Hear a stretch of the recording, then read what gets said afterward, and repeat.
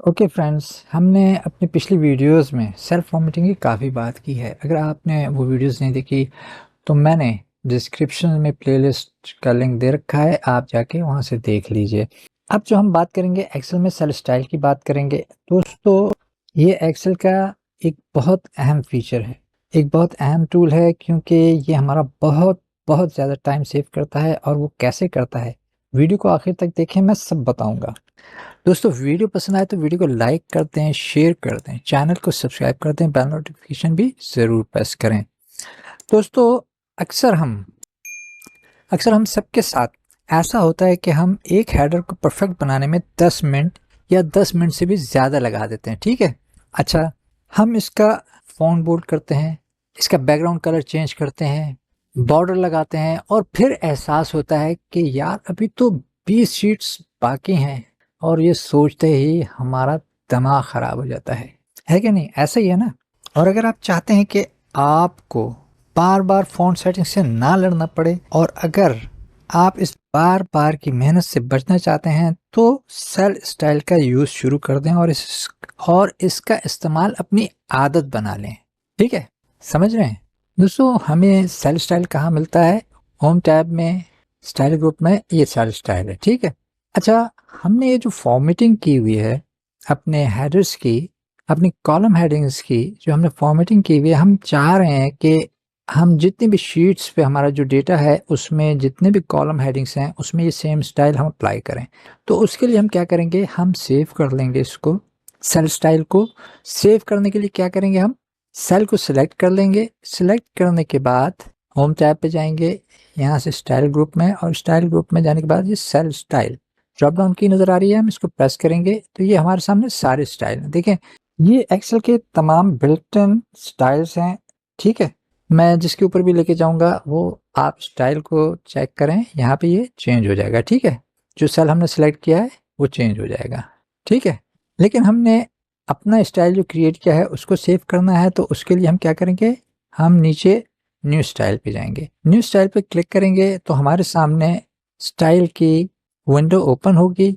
यहाँ पे सबसे पहले हमने क्या करना है, स्टाइल का नाम देना है। तो हम चाह रहे हैं कि हम कॉलम हेडिंग में हर जगह ये यूज़ करें ये स्टाइल, तो हम इसको नाम दे देते हैं माय कॉलम हेडिंग्स, ताकि हमें मालूम हो कि हमारा ये स्टाइल, हमने ये स्टाइल कहाँ यूज़ करना है।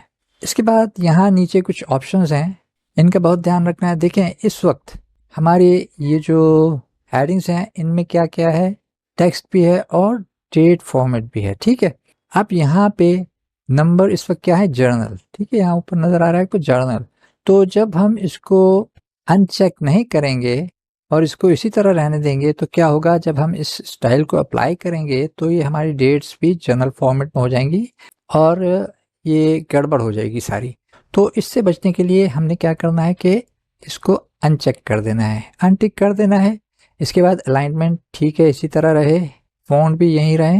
बॉर्डर स्टाइल अगर आप चाहते हैं कि आपके हर जगह यही बॉर्डर स्टाइल हो तो आप इसको रहने दें, वरना इसको अनचेक कर दें, ठीक है? मैं इसको रहने देता हूँ। बाकी फिल शेडेड ब्लू है, ठीक है, प्रोटेक्शन लॉक्ड है।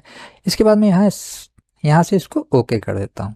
अब यहाँ ओके कर दिए, अब हम जाएंगे सेल स्टाइल में। सेल स्टाइल में ये देखें, ये हमारा यहाँ पे आ गया माई कॉलम हेडिंग्स, ठीक है? अब हमने ये स्टाइल अप्लाई करना है, तो उसके लिए क्या करना है कि हमने इसको सिलेक्ट कर लेना है जहाँ पे हमने अप्लाई करना है स्टाइल को। हमने स्टाइल को अप्लाई करना है अपनी कॉलम हेडिंग्स में, तो हम इसको सिलेक्ट कर लेंगे, अपनी कॉलम हेडिंग्स को सिलेक्ट कर लेंगे। हम अपनी कॉलम हेडिंग्स को सिलेक्ट कर लेंगे और इसके बाद होम टैब में स्टाइल ग्रुप में यहाँ स्टाइल पे जाएंगे और यहाँ से हम इसको जस्ट क्लिक करेंगे और ये हमारा जो स्टाइल है यहाँ अप्लाई हो गया, ठीक है? और यहाँ देखें, कोई गड़बड़ भी नहीं हुई, हमारी डेट्स भी वैसे ही हैं, सब कुछ ओके है। अब इसी स्टाइल को हम चाह रहे हैं दूसरी वर्कशीट पे यहाँ पे भी अप्लाई करें, तो इसके लिए हम क्या करेंगे, हम इसको सिलेक्ट कर लेंगे डेटा को और इसके बाद दोबारा स्टाइल ग्रुप पे जाएंगे और यहाँ से हम स्टाइल पे जाएंगे और यहाँ हमारे कॉलम हेडिंग्स पे क्लिक करेंगे और यहाँ पे ये स्टाइल अप्लाई हो गया। अब आप जहाँ भी अप्लाई करना चाहते हैं स्टाइल, वहाँ कर सकते हैं।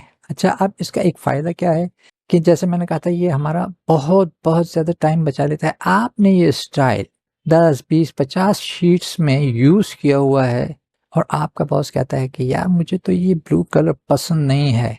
आप इसको ग्रीन कर दें, इसको आप ब्राउन कर दें, जो भी कलर वो कहे। आपने जस्ट क्या करना है, आपने होम टैब पे स्टाइल ग्रुप में जाना है और यहाँ से जस्ट अपने स्टाइल पे राइट क्लिक करना है। राइट क्लिक करने के बाद यहाँ से इसको मॉडिफाई करना है। मॉडिफाई पे क्लिक करेंगे, आपके सामने स्टाइल ग्रुप, स्टाइल की विंडो ओपन हो जाएगी। यहाँ से आपने फॉर्मेट पे जाना है। फॉर्मेट पे जब आप क्लिक करेंगे तो यहाँ से आपको फिल पे जाना है। फिल पे जाने के बाद अब यहाँ से आपको क्या करना है कि आपका बॉस चाह रहा है कि ग्रीन हो, तो आपने जस्ट इसको ग्रीन को सिलेक्ट कर लेना है और यहाँ से इसको ओके करना है।